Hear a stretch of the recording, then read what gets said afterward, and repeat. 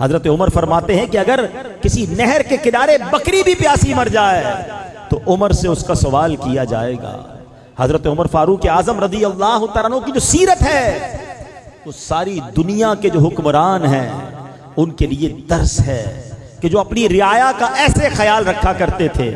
وہ بڑے بڑے محلات میں نہیں رہتے بلکہ جب کیسر و کسرا اور دنیا بھر کے بادشاہ آپ سے ملنے آتے تھے وہ چاہتے تھے ہم مسلمانوں کے اس حکمران سے ملیں جس نے آدھی دنیا فتح کر لی ہے، جس کے روب و دبدبے کا عالم بہت نرالا ہے۔ مگر جب حضرت عمر سے ملنے آتے سوچتے کسی محل میں جائیں گے جس کے باہر بہت بڑے بڑے چوکیدار دربان ہوں گے، گارڈز ہوں گے، پھر کسی بڑے کمرے میں ہمیں بٹھایا جائے گا، ایک تخت ہوگا جس پر امیر المومنین بیٹھے ہوں گے۔ مگر جب بیرون ملک سے وہ بادشاہ آتے تھے، وہ سربراہان مملکت آتے تھے تو حضرت عمر کبھی انہیں خاک پر لیٹے ہوئے نظر آتے تھے۔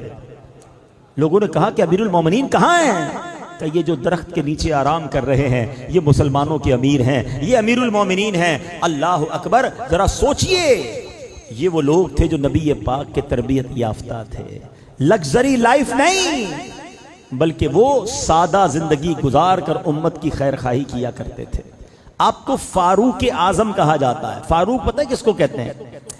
فرق ڈالنے والے کو، ڈفرینشیٹ کر دینے والے کو۔ جب سے آپ ایمان لائے مسلمانوں حق اور باطل کے درمیان ایسا فرق ڈال دیا اور مسلمانوں کو ایسا غلبہ نصیب ہوا کہ آپ کا نام جو ہے وہ فاروق اعظم پڑ گیا۔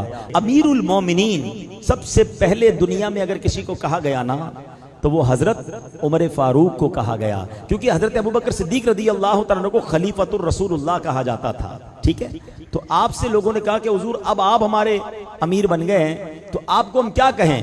تو آپ نے کہا اگر مجھے خلیفۃ الرسول اللہ تو مجھے نہیں کہہ سکتے کیونکہ میں تو حضرت ابوبکر کا خلیفہ ہوں، تو پھر خلیفۃ الرسول اللہ کہنا پڑے گا تو بہت بڑا ہو جائے گا۔